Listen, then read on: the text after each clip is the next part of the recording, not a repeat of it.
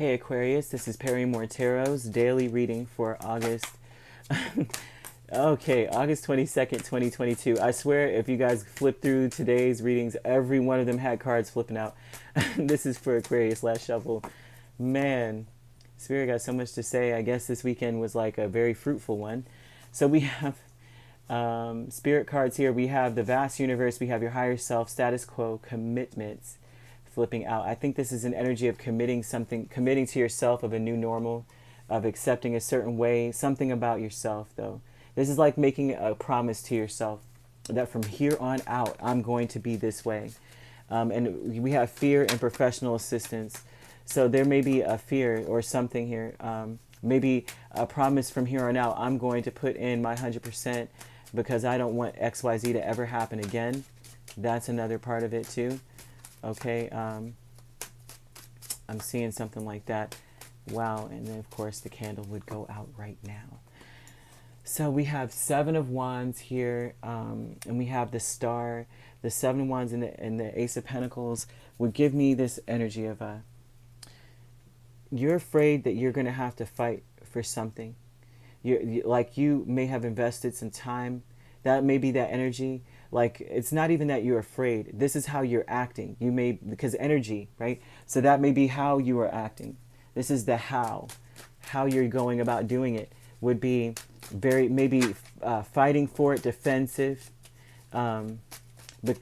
defending something that you may want to start to do. You may, because this is almost giving me like New Year's resolution kind of energy without the New Year. But it's like defending it, standing up for it. You're coming with this tenacity about something, yeah, very much so. Coming with the tenacity about it. You're willing to work with whatever is around you. This looks like that too. But the thing is like you're really throwing yourself into whatever project. If you're doing a project with people, you're throwing yourself into it. And then with the Queen of Cups, it's like you don't want to be the missing link. You don't want to be the one, right? The weak link in something. There's a fear of this, or there's some sort of energy of fear when it comes to that. Like, don't want to be eliminated. You're the vast universe, your higher self, status quo, and commitment. You've committed to putting in more than your fair share in anything, any situation you're in. Now, professional assistance with the Star and Nine of Wands. This would tell me that you are allowing, it's like this. I think that healing from pain that you have endured is what is really teaching you, what is really assisting you right now.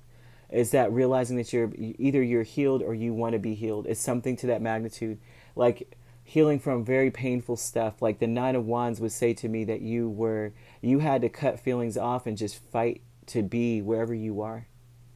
You know, like how things are very painful, like maybe because a Nine of Wands, they always say is the victim, right? This is the wounded warrior. And it's like you reach out your hand and hand off a wand because it's so heavy and no one comes and grabs it. So that would teach you a valuable lesson. And professional assistance is like, that may be that you are more stoic at this point. It could be that, right? That's what's assisting you. That's what's teaching you. And maybe that's someone in your space, another Aquarius, maybe talking to you about, listen, throw your feelings out the door. Things got to get done. They may be telling you this, assisting you in some way. They're very hopeful though. This is not someone who's like super stoic, like they can't stand life. This is someone who is very hopeful. Like they know that things are going to work out. They may be sending out affirmations. This may be someone who's like, I can do it. They may be the type of person that's like, God would never put too much on me, more than I can bear. That might be that type of person with the Nine of Wands. This may be someone that's helping you, that's saying things like that, right, too. With the Six of Pentacles, like I said, and the Six of Swords, this is about you realizing that in order to be where you want to be, you're going to put in more. You want to be connected. You don't want to be like, this is a energy of not being the weak link in any situation. Not that you ever were, but there's just some sort of energy of like, you feel like an extra strong urge to be like, I am going to do it. I'm going to put my all into everything, because you want to be, this looks like you want to be independent, right? Or more independent, something like that here. You want to build something for yourself. You just want to build, and it almost looks like too, a reputation. Not that you don't have a good reputation, but it's something that you promised yourself, it seems like. Like maybe you sat and you were like, you know what? I actually do want to be known in a certain way. I do want to be this type of a person. Victim mentality with Ten of Pentacles and Three of Cups. I think that with the victim mentality, this is a consciousness, a mindset, of course, right? But with the Ten of Pentacles, it's like maybe with the Three of Cups, with this victim mentality, this more so looks like a thought process that, gosh, is reverberating back the same energy. So this would say to me that you may feel like being casual and fun has knocked you on your butt. You know, like if you're not taking things too seriously, that you built maybe a reputation of being someone who may be flighty or casual or not take things seriously. Maybe that is what is spurring this on. That just maybe the fact that you realize that you've got to really put in, you got to put in your 100%. This may be that, like, you know, I was having a lot of fun.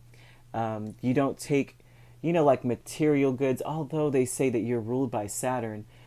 Sagittarius, I believe, I mean, not Sagittarius, Aquarius is also ruled by another, you know, another planet. And I'm sorry I'm drawing a blank in my mind out of the blue. But there, it's almost like you feel victimized by your own self, in a sense. Like, okay, I have been a very casual person. You know, I just, you may even feel like the world's sort of in a matrix kind of thing. Like there's some sort of fantasy aspect to life. And then with the Ten of Pentacles, it's like you may feel like that was, you feel like this was dangled in your face, but you didn't take it very seriously, and that victimized you in a sense. So now you're learning from that and going, yeah, now, okay, maybe what's teaching you a valuable lesson is that now you have to work harder, come hard, right? And take your feelings out of the situation now. Like there's no way to, you know, you can't do that. Feel like a victim. You can't afford to feel like one, because, you know, sometimes we do things to ourselves. Not that you did per se, but maybe it's just time for you to really come hard. Now with the honoring path, Page of Cups and the Magician, the honoring path with this is Page of, oh gosh, well, this is about believing. This is, I'll say this, is offering more than what you told someone you would offer. The Page of Cups a lot of times is a message, but it's always an offer, in my opinion. Well, not my opinion. That's what the Page of Cups, right? It's an offer in some way. But whatever you're telling someone, you're delivering more than that. That's the intention. You want to be the person. You know how like someone has a business and they don't always offer all that they say they do. You want to go above and beyond. And so that would be the honorable thing to do. That is what will build your legacy or build your reputation. That's your intention, and that's what this looks like here. That you're intending now to give more than you're telling people, so they get a beautiful surprise. Like if you say, oh, I just send you a candle, like say, you know, you have a business, I'm just going to send you a candle and like, you know, a bath bomb. And instead you, not only do you send that, but you send some herbs, you send some like bath salts, you send samples of other things in so many ways, and maybe even a crystal or something. You are really giving more than what they bargained for. And that builds this beautiful legacy up, because it seems as though maybe you may feel victimized by the fact that maybe you were too casual about things before. And which is not necessarily victimization. This looks like you sat here, which a lot of people do not do. There's an hourglass in books. It looks like you didn't just sit here with your head in your hands.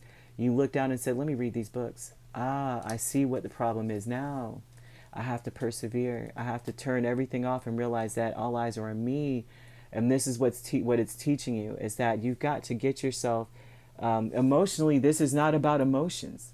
This is about equal give and take, putting in the effort. This is about fighting hard, to build something up that you really love, right? This is about getting yourself on a good standing where you're able to be independent, especially financially. It's a beautiful energy. Love it, Aquarius. Now, you could be dealing with another Aquarius here, right? And I'm also seeing Aries, and I'm seeing water energy. So you could be dealing with these signs or not at all, but it's here. All right, if you'd like to book a personal reading with me, my links are on my page. Peace, love, and light. Take care.